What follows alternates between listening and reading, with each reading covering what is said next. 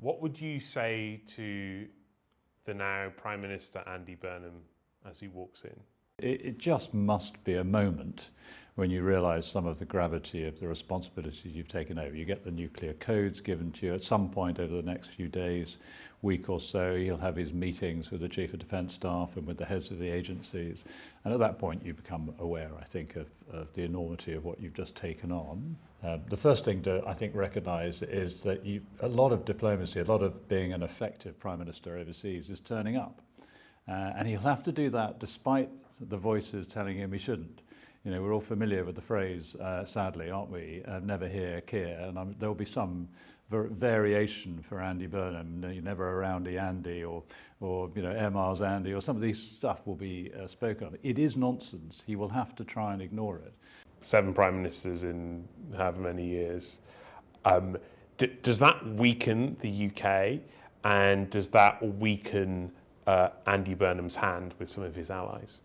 Well, if you get political instability anywhere, it's not going to help you on the international stage, because you know, you're trying to forge relationships, you know, load-bearing relationships with other key international leaders, whether it's the US President or the President of France or the Chancellor of Germany.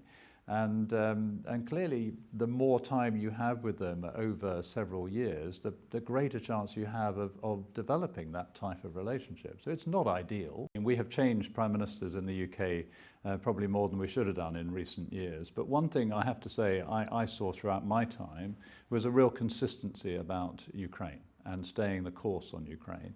And I'm sure the new Prime Minister will be wanting to do exactly the same.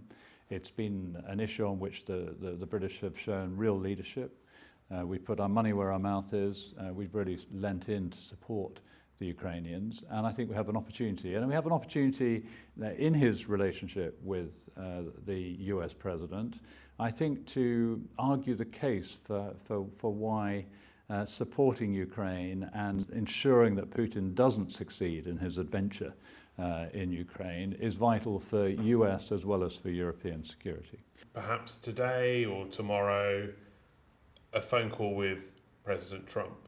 You know, with President Trump or with any incumbent of the White House, the British Prime Minister, one of their first things they can do for their nation is to try and get, you know, onto a good working relationship with the President in office. And I'm sure that Andy Burnham will try and create some rapport with Donald Trump. As we can see, it's not always straightforward, but I thought Keir Starmer did a pretty good job, actually, of managing that relationship. And you've got to do it in a way that is consistent with your own dignity and upholding your own values. With all of this in mind, is it fair to say that Burnham is facing a more complex global security landscape than maybe any of his predecessors?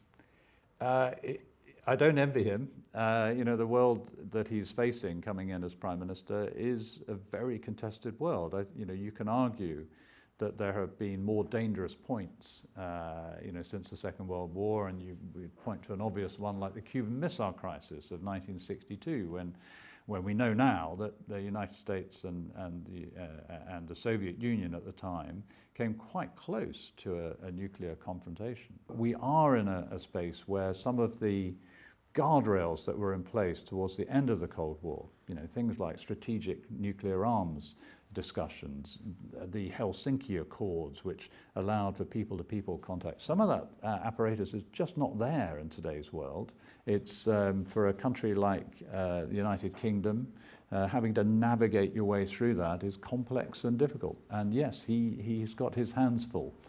Just before Andy Burnham's predecessor took office, we sat down with your own predecessor at MI6, the late Sir Alex Younger. I'm profoundly depressed. Nobody mentions the UK. We've just made ourselves irrelevant, and this is extraordinary. You know, the beginning part of this century, we were the dominant force. France has effectively eclipsed that. It sounds like 2 years on, you think things might have changed a little because of the approach that the outgoing Prime Minister's taken. Well, it's nice to hear mention of Alex, and we miss him. We lost him way too young. I think 2 years on, our relationships with our European allies are in better order. Keir Starmer deserves a bit of credit for taking alliances very seriously and really putting the effort into it. I mean, he leaves our relationships with our European allies in much better order than he found them. And I think he's managed a relationship with a singular president pretty effectively, and I'm sure his successor will be trying to do the same. The reason we've had a spike in inflation recently is because of the closure of the Straits of Hormuz.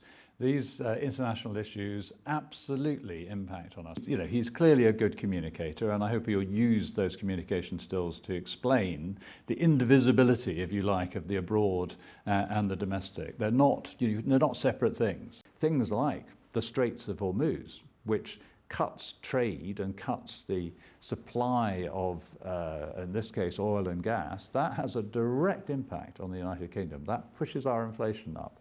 It means that fertilizer prices go through the roof. So, you live in this world, and yes, the things you're trying to do at home are intimately connected with what happens overseas. A lot of people want to hear Prime Minister Burnham, label Prime Minister Netanyahu a war criminal, to call out actions in Gaza. There is also risk involved in an approach like that. You have to again come back and embrace the complexity of this and avoid easy slogans around this. So very clearly, on October the 7th, Hamas carried out indescribable horrors, and they were backed and trained by Iran. So it's no surprise, therefore, that Israel would feel that it had to defend itself against that, and that it has a particular view of what's coming from Iran. It's not wrong on that. Iran would wipe, the clerical regime in Tehran would wipe Israel from the map if it had the capability of doing so. So, you need to understand where the Israelis are coming from. That doesn't mean to say you can't look with clear eyes at what's happened in Gaza and the suffering of the Palestinians, and it doesn't mean to say you can't look at the current Israeli Prime Minister and say that he should have done much more to provide a long-term political horizon for Palestinians if he wants to ensure Israeli security in the long term. Now, just me setting that out for you, Rohit, shows you how complicated that is. And that's what you have to grapple with. What conclusions the incoming Prime Minister draws from that will be down to him.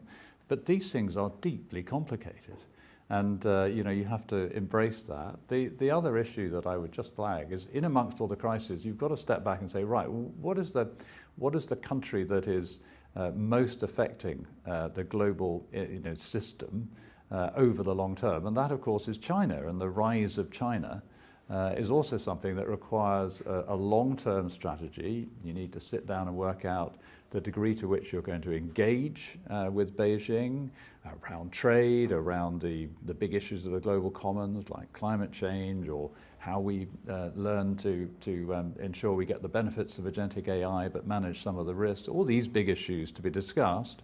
At the same time, we need to push back when China challenges our interests, maybe around the international law around the South China Sea or around Taiwan, or in behaviours towards, in terms of intimidating their diaspora inside the United Kingdom, where we should have zero tolerance. So all of that requires a sort of strategic approach to it.